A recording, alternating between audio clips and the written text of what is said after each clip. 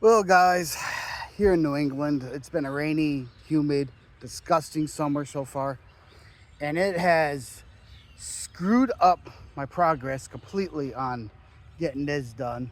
Besides the financial end of it, try. So the whole thing with this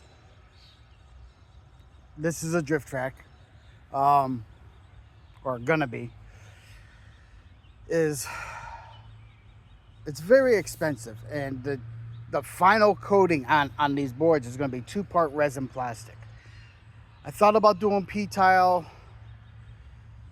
Uh, it just ends up being just as expensive, and I don't think we'll offer a water barrier considering we're in New England, and this I need this to last several years. I have sealed the wood for what good it does, but um, there is still some problem areas and warpage. But as you can see here, I have designed my layout. So we have a kind of a tight turn here, comes down. You go around here. I mean, nothing's permanent yet, because I still got to do the final finish on this, but the two-part resin plastic, I'll probably glue all these into place. You come down, another tight turn, you come up. That needs to be adjusted. It kicked this way, big bad storm yesterday. Surprised it didn't blow the whole thing away. Then another tight turn, and you come back around. You hit this big sweeper, come back up, and back around, and start into the tights. So you have one big sweeper and a bunch of tights. So that's roughly how the track is going to go. Pretty sure that's how I want it. Instead of having two big sweepers, have one big sweeper and have this one become kind of a little bit tighter. And that leaves you an area over there for working on your car, switching out batteries, blah blah blah. But once again, the rain here, the rain and humidity is just, it's been horrible on this build. So we're just gonna keep on plugging away. Um, this is aluminum tape. Hopefully it stays stuck. It is there was some gappage between the boards. They did not fit, all of them fit right up tight. My measurements were here a little bit off, but I have to go over all the seams anyhow, because with two-part resin plastic, you don't want that stuff draining onto the ground as you're pouring. You have a very small work window with that stuff. It kicks pretty quick, and that way the track itself will be sealed.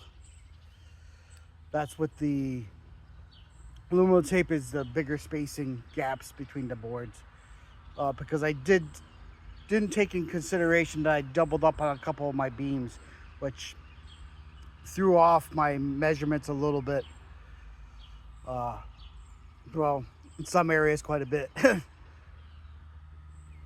But there's seams that I haven't gotten to yet because the storm blew in last night as I was taping this up.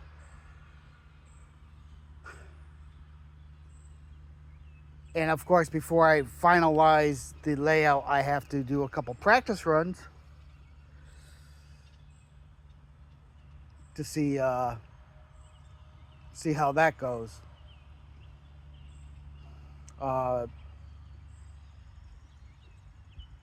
Don't really have much more to add to this video, except for that I have not given up on it, but the weather that we've been having is making it damn near impossible to get this done. And not the matter of fact, the hundreds of dollars I've dumped into this thing has now left me virtually broke for any other projects. I mean, we're talking probably, with the cost of lumber and everything, not even my man hours. My man hours, a lot of hours went into building this by myself. We're talking, $1,500 right now. and with the I'm expecting to dump another probably 5 or 6 for the 2-part resin plastic. That's why I laid out the track, because if I can get away with sealing the main part, I can always go back and seal the other corners and stuff later.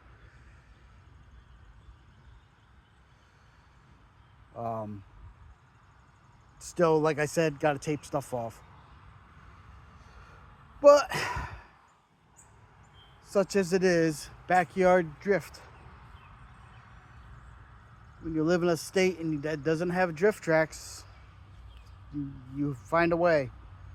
I found a way, but it's a very costly one. All right, guys. Well, have a great time. Remember, get out there, play hard and play dirty, and I'll see you next time.